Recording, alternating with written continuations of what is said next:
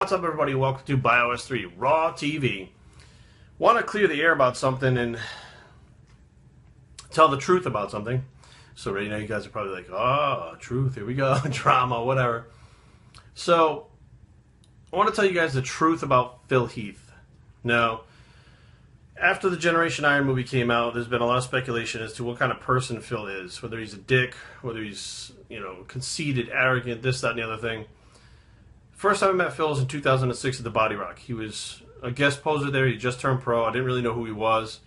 I wasn't buying the magazines at the time when I moved down to Maryland. So I wasn't really sure who he was. Polite guy, nice guy, etc.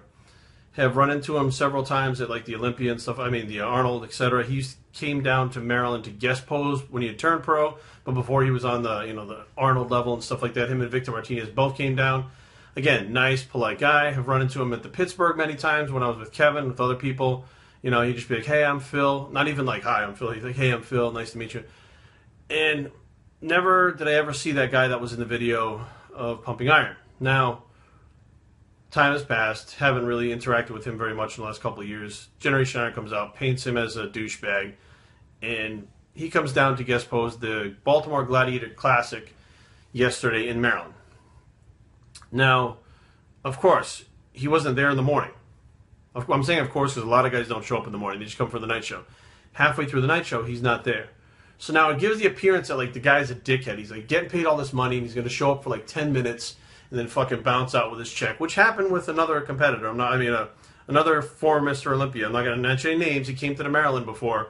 He was only there for a little while and bounced the fuck out and then had him get paid his first class ticket, his wife get paid a first class ticket, got paid a bunch of money up front, was there fucking 10 minutes and bounced.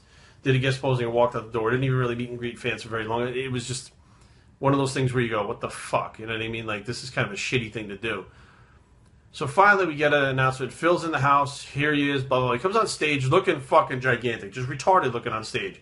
The bigger, he gets, the fuller he looks, just whatever. He does his guest posing.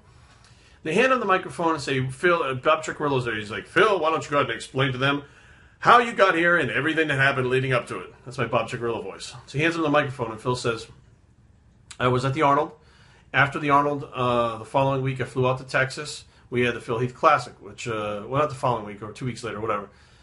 He goes, and we went from the Phil Heath Classic, which was like 700 competitors for that show. He goes, I immediately flew to Australia on the farthest side of the west coast of Australia, did a tour all through Australia, had to fly back from Australia, which I think the flight was 15 hours or something like that. He flew from Australia back to Colorado. Something happened where there was a delay, or back to LA, back to Colorado. There was this big fucking flight. It took him 30 hours non-stop to get to Baltimore, to get to Maryland. And everything had to be rearranged. The promoters fought like hell. They rearranged flights, did all kinds of shit. Rich Siegelman and Remy. And they got Phil there. Barely slept, hadn't eaten. They lost his fucking luggage, so he didn't have any of his merchandise to sell. Complete nightmare. But there he was on stage, posing, talking to fans, and he gave this inspirational speech. I mean, hands down, I wish I had fucking recorded it. Very inspirational. The way he speaks now as being the ambassador for bodybuilding is not as kind of shy as he used to be. Although I think in general, and as a general person, he's not the most outgoing person. I had been in contact with his manager, Matt, had contacted me about a month ago and said, here's the situation. Phil can't put up videos that are his videos off of like MD, Flex Online, all that stuff. He can't put them up because when he goes to put them up, they say they're already copyrighted and already up. But it's not Flex and MD that have them up because they have the rights to them. It's other people that are fucking ripping them using ripping software off of fucking the other channels, putting them up and monetizing them and making fucking money off them. Now, I'm not talking about like, I take a video of Phil with my camera and he wants that footage. That's not what we're talking about. We're talking about footage that he fucking owns and is copyrighted that are people ripping off and fucking making money off it. Didn't know what to do. I looked into it a little bit. Had a conversation with Phil yesterday at the show. Just explained to him what we could do, how we could help out and stuff like that. So the whole thing came together. We did the video. But Phil stayed there till every last... There was a fucking line, out the door practically for him.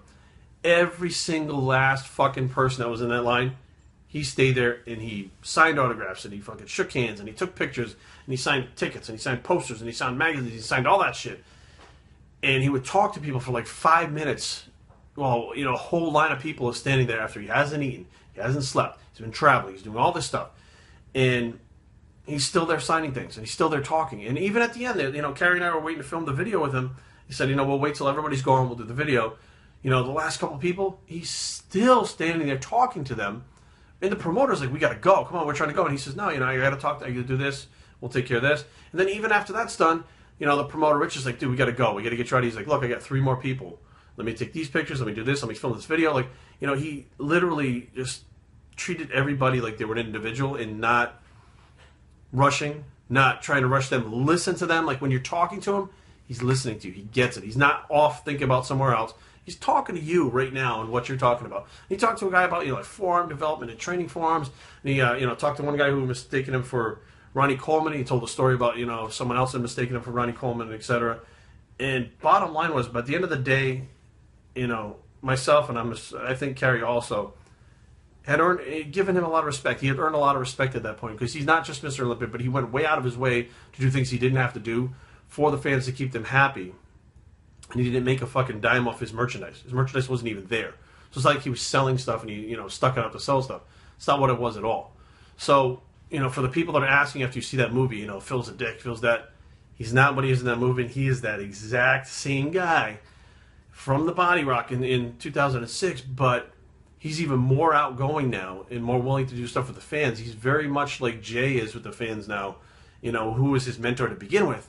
But he actually gives back a lot more. So, there are going to be times where somebody probably catches him at the wrong time or the wrong moment or whatever, or is just rude to him trying to grab a picture while he's getting an elevator and they grab his arm or something, and maybe, he gets upset. But, I saw probably the worst circumstances you could have. No food, no luggage, no sleep, no nothing, traveling in a flight for 15 hours, bouncing off flight to flight, running to the next flight.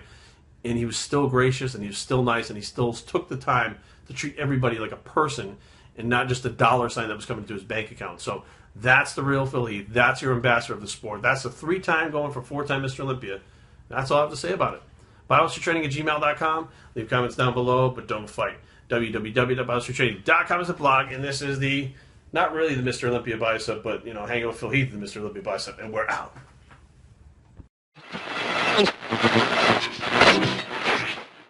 ExtremeLiving.biz would like to announce that we are bringing Jerry Ward of Bios3 Training and Jason English of Big J's Extreme Fitness to our booth at the 2014 Blue Ridge Fitness Festival, where Mark the Machine Lowbliner will hold the ANBF Natural Bodybuilding Show. More information can be found at ExtremeLiving.biz. See you there.